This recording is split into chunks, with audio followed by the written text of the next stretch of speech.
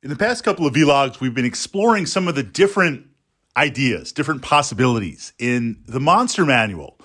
Looking at this idea at the lower levels, there are these kind of set standard monsters that the party is going to face, right? That's going to set the narrative. Goblins are attacking, orcs are raiding. But also, what about some different monsters? What about pulling out some different low-level monsters to frame that narrative differently? Then we looked at damage. This idea of hit point damage back and forth. But what about alternate damage? Monsters that can sleep, charm, paralyze, and maybe even at the mid to higher levels, level drain. So now we're going to take this idea of the monster manual as a tome of possibilities, a book of possibilities. What about monsters as NPCs? What about monsters as unlikely allies who may betray the party, may not betray the party? Now, certainly given the alignment system, certain monsters just will never work with the party. Given that if there's a paladin in the party or lawful good characters, it's just absolutely not going to happen.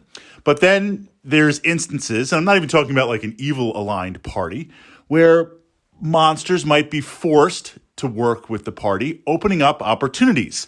I'm going to share an example from a campaign that I recently ran. It's in the rework stage. One of the things that I like to do after I run a campaign is have it be almost a living document.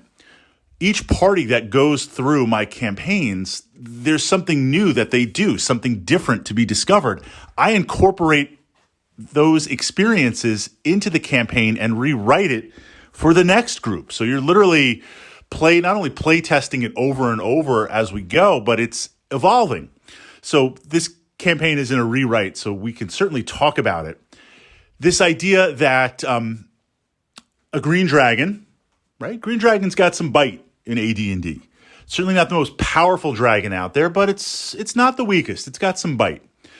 Flying around looking for a new lair to kind of start creating some treasure and making a name for itself. Landing on this peak that overlooks a trade route that's not super popular, but not desolate. And there's also an inn nearby. And it starts kind of raiding and doing various things. So, of course, the nobility in the area recruits soldiers and men-at-arms and warriors and that type of stuff, send it after the dragon. This is kind of the framework. The party doesn't know this. I'm just sharing the framework with you. There's also an orc tribe in the hills, in the mountain, and an abandoned dwarven mine that is home to a dwarven lich, right? That's how you keep the gold. You go undead and you keep the gold forever. But that mine has been long sealed up and nobody knows about it. Clan, long gone. So a battle ensures between the knights and the dragon. Of course, there's magic and mayhem and all this type of stuff. And the mine is reopened by accident, and the lich starts to take notice, and there's kind of evil mist and stuff like that corrupts the area. And now everything's just a mess. So you've got this kind of evil corruption mist spreading all about. You've got this green dragon who's not necessarily going to leave because it says, well, now crazier stuff's happening and all sorts of adventurers are going to have to come here, so I'll grab their loot. The barons, they're not sending any more soldiers because the soldiers that they sent not only not returned, but are now animated undead running around. And the orc tribe is in the whole mix of this.